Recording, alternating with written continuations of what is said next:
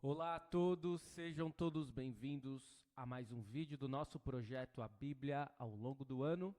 Vamos dar prosseguimento ao estudo do livro de Provérbios. Hoje, dia 11 de junho, vamos estudar os capítulos 5 a 8. Vamos juntos? Iniciando então pelo capítulo 5, onde nós temos como destaque a advertência contra a imoralidade. Vamos fazer a leitura na tradução Nova Almeida Atualizada. E diz assim: Meu filho, dê atenção à minha sabedoria, incline os ouvidos à minha inteligência, para que você conserve o discernimento e para que os seus lábios guardem o conhecimento. Porque os lábios da mulher imoral destilam mel, e as suas palavras são mais suaves do que o azeite. Mas o seu fim é amargo como fel e cortante, como uma espada de 2 gumes. Os seus pés descem para a morte, os seus passos conduzem ao inferno. Ela não faz plana a vereda da vida. Anda errante nos seus caminhos e não o sabe. E agora, meu filho, escute o que eu digo e não se desvie das palavras da minha boca. Afaste o seu caminho dessa mulher, não se aproxime da porta da casa dela, para que você não dê a outros a sua honra, nem a sua vida a homens cruéis. Para que os estranhos não se fartem dos seus bens, e o fruto do seu trabalho não acabe em casa alheia. No fim de sua vida você ficará gemendo, quando a sua carne e o seu corpo se consumirem. Então você dirá: como foi que eu pude odiar o ensino? E por que o meu coração desprezou a disciplina? Não escutei a voz dos que me ensinavam, nem dei ouvidos aos meus mestres. Quase caí em ruína completa no meio da congregação reunida. Beba a água da sua própria cisterna e das correntes do seu poço. Por que você derramaria as suas fontes lá fora e os seus ribeiros de água pelas praças? Que sejam para você somente e não para os estranhos que estão com você. Seja bendito o seu manancial e alegre-se com a mulher da sua mocidade. Corça amorosa e gazela graciosa, que os seios dela saciem você em todo o tempo. Embriague-se sempre com as suas carícias. Meu filho, por que você andaria cego atrás de uma estranha e abraçaria os seios de outra? Porque os caminhos do homem estão diante dos olhos do Senhor, e ele considera todas as suas veredas. Quanto ao ímpio, as suas iniquidades o prenderão, e com as cordas do seu pecado será detido. Ele morrerá pela falta de disciplina, e pelo excesso de sua loucura sai cambaleando por aí. Fazendo assim um breve comentário sobre este capítulo, nós percebemos que o sábio, né, que é como nós iremos chamar o autor de Provérbios, de modo geral é Salomão, mas vamos chamar assim para facilitar. O sábio, ele diz que precisamos ser sábios quando o assunto é mulheres. Claro que era um outro contexto. Os homens precisavam ser alertados a respeito das mulheres e não as mulheres sobre os homens, porque eram os homens que decidiam a respeito do casamento. E claro, né, é interessante a gente observar que se foi Salomão quem escreveu isso, ele não agiu conforme os conselhos que ele deu, né? Porque ele não foi sábio nesse assunto. Mas claro que estendendo a interpretação para hoje, sabemos que não é só o homem que tem que tomar cuidado com a mulher, mas a mulher também tem que tomar cuidado quando vai escolher, quando vai decidir se casar com um homem. Ele diz, né, não se deixe enrolar, especialmente por uma mulher casada. Ele é literalmente... ela é literalmente uma femme fatale, né? Uma mulher que vai destruir a vida de um homem. Mas, claro, fazendo mais uma vez essa interpretação extensiva, um homem também pode destruir a vida de uma mulher. Encontre prazer em sua própria esposa, ame-a e seja feliz.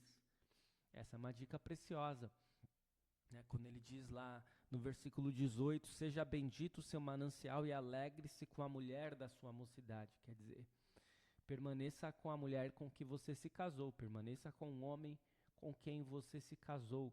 Não olhe para uma mulher estranha que vai trazer desgraça para a sua vida. Não olhe para um homem estranho que vai trazer desgraça para a sua vida. Permaneça com aquele com quem você se casou. E antes que alguém possa se sentir ofendido, mas por que tantos discursos de ódio contra a mulher e tal? O que ele está colocando aqui é aquilo que acabou trazendo muita ruína para grande parte de reis e de homens. Nós vimos há pouco nos livros de 1º Reis, nos livros de 1º e 2º Crônicas, muitas vezes quando os reis eles casavam ou se permitiam ter relações com mulheres idólatras, isso trazia muitas desgraças para eles e para o seu reino.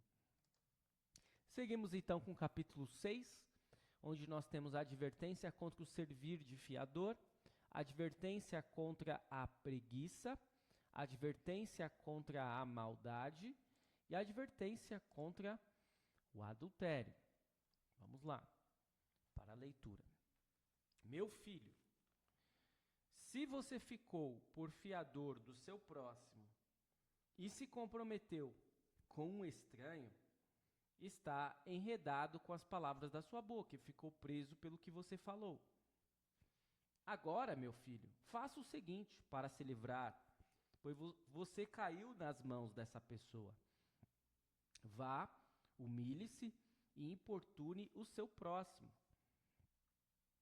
Não se deite para dormir, não dê descanso aos seus olhos. Livre-se como a gazela das mãos do caçador e como a ave das mãos do passarinheiro. É curioso, né? Como Deus já há muito tempo já alerta para os perigos de sermos um fiador. Seguindo dos versículos 6 a 11, advertência contra a preguiça. Vá ter com a formiga, ó preguiçoso, observe os caminhos dela e seja sábio. Não tendo ela chefe, nem oficial, nem comandante, no verão prepara sua comida, no tempo da colheita ajunta o seu mantimento. Ó preguiçoso, até quando vai ficar deitado? Quando se levantará do seu sono? Um pouco de sono, um breve cochilo, braços cruzados para descansar, e a sua pobreza virá como um ladrão. A miséria atacará como um homem armado. E assim nós percebemos, né, que a preguiça ela vai ser muito criticada pelo sábio em Provérbios. E é interessante que muitas vezes as pessoas reclamam do governo, reclamam do mundo, reclamam da falta de oportunidades, mas estão de braços cruzados. E é isso que ele vai apontar como exemplo a formiga, né? Porque a formiga, ele vai dizer, não tem chefe, nem oficial, nem comandante. Bom, tem a formiga rainha lá, né? Mas todas elas, mesmo sem alguém estar ordenando, ele vai dizer, elas estão trabalhando. E no verão elas preparam a sua comida e no tempo da colheita ajuntam o seu mantimento. Nós não precisamos ter ninguém nos ordenando a trabalhar. Precisamos trabalhar, precisamos correr atrás, porque a preguiça não agrada a Deus. Dos versículos 12 em diante, agora temos a advertência contra a maldade. Perverso e vil é o que anda com a iniquidade na boca. Pisca os olhos, arrasta os pés e faz sinais com os dedos. No seu coração há perversidade, está sempre planejando mal e semeando discórdias. Por isso a sua destruição virá repentinamente. De um momento para outro ficará irremediavelmente arruinado. 6 coisas o Senhor Deus odeia, e uma 7ª a sua alma detesta: olhos cheios de orgulho, língua mentirosa, mãos que derramam sangue inocente, coração que faz planos perversos, pés que se apressam a fazer o mal, testemunha falsa que profere mentiras e o que semeia discórdia entre irmãos. Todos esses apontamentos a respeito da maldade, claro que Deus ele não gosta e que nós precisamos evitar. E depois dos versículos 20 em diante, teremos a advertência contra o adultério, mais uma vez. Meu filho, guarde o mandamento de seu pai, não abandone a instrução de sua mãe. Tenha-os sempre amarrados ao seu coração, pendure-os no seu pescoço. Quando você andar, essa instrução o guiará. Quando você se deitar, ela o guardará. Quando acordar, falará com você. Porque o mandamento é lâmpada e a instrução é luz, e as repreensões da disciplina são o caminho da vida. Eles o protegerão da mulher perversa e das lisonjas da mulher estranha. Não cobice no coração a sua formosura, nem se deixe seduzir pelo seu olhar. O máximo que se paga por uma prostituta é um pedaço de pão, mas a adúltera anda à caça de uma vida preciosa. Poderá alguém carregar fogo no colo sem que as suas roupas se incendeiem? Ou andará alguém sobre brasas sem que os seus pés se queimem? Assim será com o que se aproximar da mulher do seu próximo. Não ficará sem castigo todo aquele que tocar nela. Não se despreze o ladrão quando o faminto rouba para matar a fome, pois este, ao ser apanhado, pagará 7 vezes tanto. Entregará todos os bens de sua casa. Quem comete adultério não tem juízo, só mesmo quem quer arruinar-se é que pratica tal coisa. Achará açoites e desonra, e a sua vergonha nunca passará, porque o ciúme desperta o furor do marido. Ele não terá compaixão no dia da vingança. Não se contentará com resgate, nem aceitará presentes, ainda que sejam muitos. Pois bem, até hoje há muitos perigos, né, de alguém se envolver com uma mulher casada, não somente dele destruir o seu próprio casamento, o casamento da mulher casada, como também dele ser morto. Imaginem naquela época, né? Porque hoje, se você for exigir que alguém que o traiu, né, sofra as consequências disso de uma forma mais agressiva, você será preso. Mas naquela época não era bem assim. Então, essas advertências são muito importantes. Esta sessão, ela, do capítulo 6, 1 até o 7, 5, que daqui a pouco nós vamos ver o finalzinho, ela faz algumas advertências oportunas, né? Não seja fiador de qualquer um, cuidado com a preguiça, cuidado com os homens maus, observe os mandamentos de Deus. E eles o salvarão das armadilhas de mulheres sedutoras. É uma sessão, então, muito prática. E, mais uma vez, sempre lembrando que ele fala da mulher, porque era a questão da época, né? Os homens é que iriam se casar, eles iam decidir a questão do casamento, as mulheres, elas não tinham essa decisão, elas simplesmente se casavam. Mas hoje continua sendo válido para homens e mulheres, não apenas em relação à advertência contra mulheres falsas. Capítulo 7 traz como destaques a mulher imoral. E mais uma vez a gente tem que ressaltar que essa questão não é um ódio contra o gênero feminino, mas é porque muitas vezes a mulher imoral ela vai estar numa contraposição à sabedoria, que também será relatada de uma forma feminina.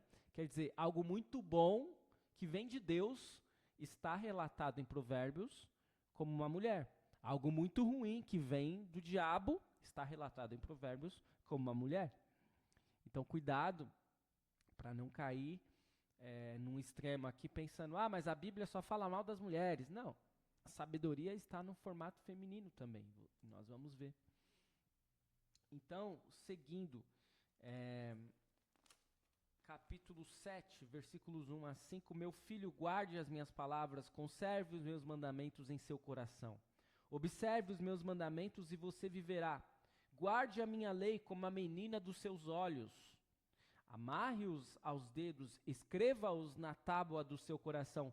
Diga à sabedoria, você é minha irmã, e ao entendimento, você é meu parente. Eles o guardarão da mulher imoral, da estranha que lisonjeia com palavras. Porque da janela da minha casa, olhando pela grade, vi entre os ingênuos e descobri entre os jovens um que não tinha juízo. Ele ia e vinha pela rua, junto à esquina da mulher estranha, e seguia o caminho da casa dela.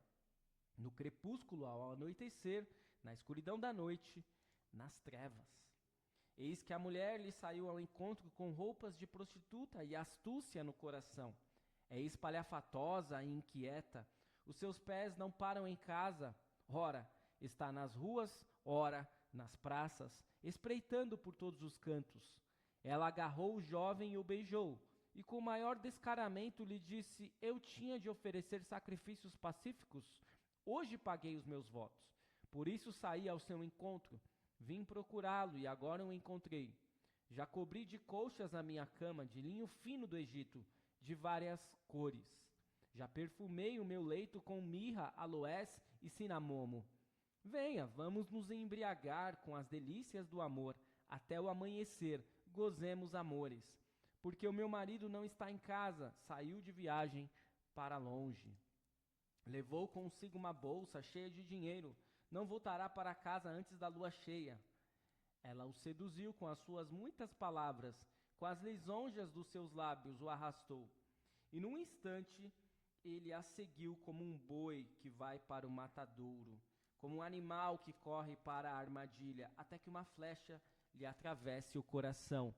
Ele era como a ave que corre para dentro do alçapão, sem saber que isto lhe custará a vida. Agora, meu filho, escute o que eu digo e dê atenção às palavras da minha boca. Não deixe que o seu coração se desvie para os caminhos dessa mulher e não ande perdido nas suas veredas, porque a muitos ela feriu e derrubou, e são muitos os que por ela foram mortos. A casa dela é caminho para o abismo e desce para as câmaras da morte.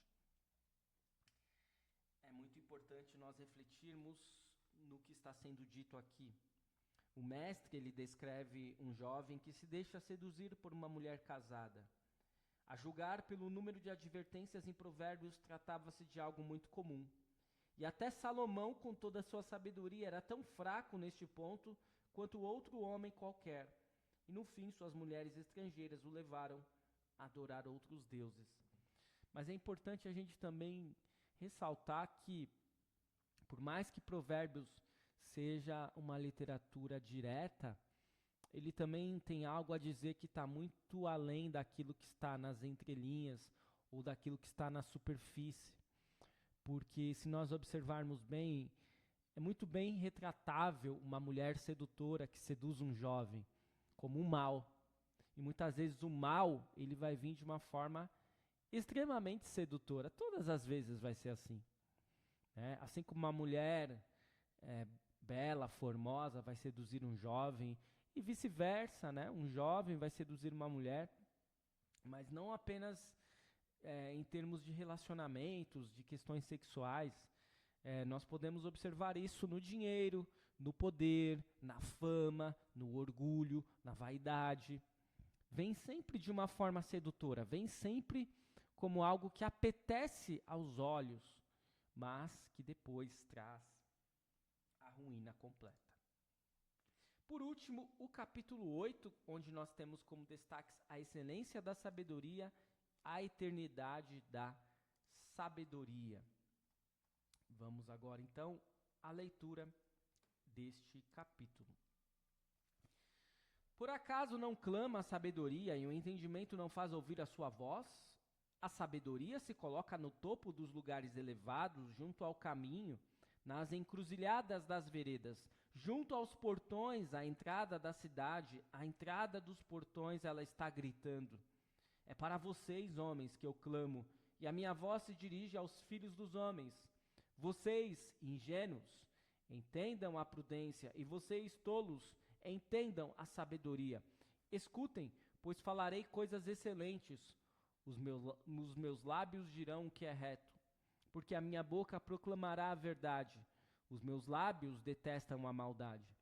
Todas as palavras da minha boca são justas, não há nelas nenhuma coisa torta nem perversa. Todas são retas para os que têm compreensão, e justas para os que acham o conhecimento.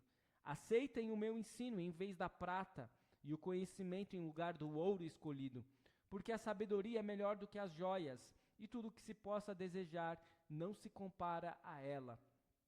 Eu, a sabedoria, moro com a prudência e disponho de conhecimento e de conselhos.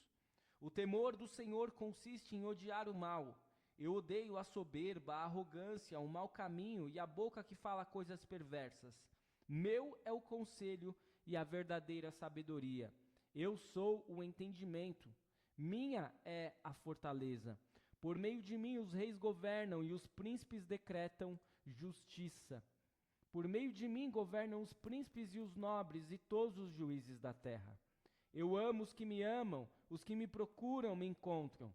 Riquezas e honra estão comigo, bens duráveis e justiça. O meu fruto é melhor do que o ouro refinado, e o meu rendimento é maior do que a prata escolhida. Ando pelo caminho da justiça e sigo as veredas do juízo, para dotar de bens os que me amam e encher os seus tesouros. O Senhor me possuía no início da sua obra, antes das suas obras mais antigas. Fui estabelecida desde a eternidade, desde o princípio, antes do começo da terra. Nasci antes de haver abismos, quando ainda não havia fontes carregadas de águas. Antes que os montes fossem firmados, antes de haver colinas, eu nasci. Deus ainda não tinha feito a terra, nem os seus campos, nem sequer o princípio do pó do mundo. Eu estava lá, quando ele preparava os céus, quando traçava o horizonte sobre a face do abismo. Estava lá, quando ele firmava as nuvens de cima, quando estabelecia as fontes do abismo, quando fixava ao mar os seus limites, para que as águas não transgredissem a sua ordem, quando ele compunha os fundamentos da terra. Eu estava com ele, e era o seu arquiteto. Dia após dia eu era a sua alegria, divertindo-me em todo o tempo na sua presença, divertindo-me no seu mundo habitável e achando alegria junto aos filhos dos homens. Agora, meus filhos, escutem o que eu digo, porque felizes são os que guardam os meus caminhos. Ouçam o ensino, sejam sábios e não o rejeitem. Feliz é aquele que me ouve, vigiando dia após dia diante das minhas portas, esperando na entrada da minha casa, pois quem me encontra, encontra a vida e alcança a favor do Senhor. Mas quem peca contra mim violenta a própria alma. Todos os que me odeiam amam a morte. Neste capítulo, então, nós temos um elogio à sabedoria. Ao contrário da mulher dissimulada do capítulo 7, que sai ao anoitecer para fisgar um homem, a sabedoria faz seu apelo abertamente a todos em meio a seus afazeres diários. É uma simples prosa que não basta para descrevê-la e é necessário poesia para exaltá-la. A sabedoria aqui é mais que uma simples personificação, ela incorpora um aspecto da própria natureza de Deus. O valor dos ensinamentos da sabedoria é maior que o valor de qualquer fortuna terrena. O Senhor Deus me criou antes de tudo, diz ela. Fui formada antes do princípio do mundo. E isso nós precisamos observar. Por que será que a sabedoria ela tem tamanho status, tamanha importância, até mesmo de ter sido criada antes da fundação do mundo, ou de existir, melhor dizendo, antes da fundação do mundo? Vamos aos ensinamentos para hoje. Muitos dos ensinamentos da lei de Deus são expostos. Deus nos mostra como é o pecado, porque pecamos, para onde o pecado nos leva. E é isso que Salomão faz com o seu filho, dá a ele um vívido olhar na jornada para e a partir do adultério. Salomão mostra a alegria da profunda e duradoura intimidade dentro do casamento. O pecado nunca é apenas um lapso moral ou uma infração isolada de um dos mandamentos de Deus. Suas consequências levam, por fim, à morte. Quantos de nós poderíamos ter sido poupados das horríveis consequências do pecado se tivéssemos tão somente olhado para além do pecado em direção às suas consequências. O Evangelho de Jesus nos motiva a tomar o caminho mais elevado. Este é o ensinamento lá do capítulo 5. Para o capítulo 6, a lei de Deus nos mostra não apenas os nossos pecados, mas também suas motivações e consequências. Considere um pensamento, uma ação, uma palavra, indagando-se: por que eu estou fazendo isso? Aonde isso vai me levar? Posso fazer isso em nome do Senhor? Deus aborrece tão profundamente o pecado que enviou seu Filho para tirar o poder do pecado, suas maldições e consequências eternas. Em Cristo somos perdoados e capacitados a vencermos o pecado. Nós vimos que fala muito a respeito do 6º mandamento, não cometerás adultério. E isso continua tendo um alto apreço. A instituição divina do casamento, ela nos protege das consequências mortais da imoralidade sexual. Provérbios nos ensina a pesar as violentas consequências da imoralidade sexual antes de a praticarmos. A saúde pessoal, a reputação, a família e a carreira estão em jogo. E o nosso relacionamento com Deus também. A sabedoria pesa as consequências e considera os custos. A sabedoria, que é Jesus Cristo, lembrem-se disto, nos traz o poder e a motivação para vivermos de modo digno da nossa santa vocação, especialmente onde envolve a pureza sexual. A respeito do capítulo 7, vimos que, seja homem ou mulher, marido ou esposa, aquele que comete adultério escolhe uma satisfação momentânea, em troca de manter fielmente os compromissos com Deus e com seu cônjuge. A transgressão ao 6º mandamento tem repetidas vezes trazido morte ao casamento, à família, aos amigos e, mais uma vez, à carreira. De forma ainda mais significativa, este pecado voluntário se afasta de Deus e da ordem divina da criação, na qual Deus reserva a intimidade sexual para o casamento entre um homem e uma mulher. Nenhum discurso de amor, ingenuidade juvenil, nem mesmo valores religiosos em comum podem camuflar a força destrutiva do pecado da intimidade sexual fora do casamento. Aquele que é fiel em todas as coisas oferece perdão para todos os que tomam este rumo mortal. O apóstolo Paulo compara o relacionamento entre Deus e nós a um casamento, caracterizado por serviço e sacrifício. A palavra e a sabedoria de Deus iluminam o caminho para a pureza sexual e a fidelidade conjugal. E por último, o Senhor é a nossa sabedoria. Suas palavras e obras expiatórias clamam das alturas e das encruzilhadas da vida para que toda a humanidade possa ouvir. Como a sabedoria no capítulo 8, Cristo nos chama da loucura mundana, do juízo e da morte para a obediência, a favor de Deus e da vida abundante. A natureza eterna de Cristo, seu relacionamento com o Pai e a sua obra na criação o distinguem como a própria sabedoria de Deus, e como tal, ele se aborrece dos pecados da soberba, da arrogância, do mau caminho e da boca perversa. Ele nos chama a fazer o mesmo. Ele estende a mão em amor a todos os que o amam e o buscam diligentemente. Em Cristo, nossa sabedoria, somos ricos muito além de qualquer medida humana. E é bom a gente sempre observar que talvez na superfície a gente fique até meio escandalizado, mas como Deus se importava tanto com essas questões sexuais, imoralidades, casamento. Sim, ele se importava e ele se importa. Mas é bom que a gente sempre observe que no nosso relacionamento com Deus também há um casamento. E que a imoralidade, ela também pode existir quando nós deixamos Deus de lado e quando nós queremos ou caímos em idolatria.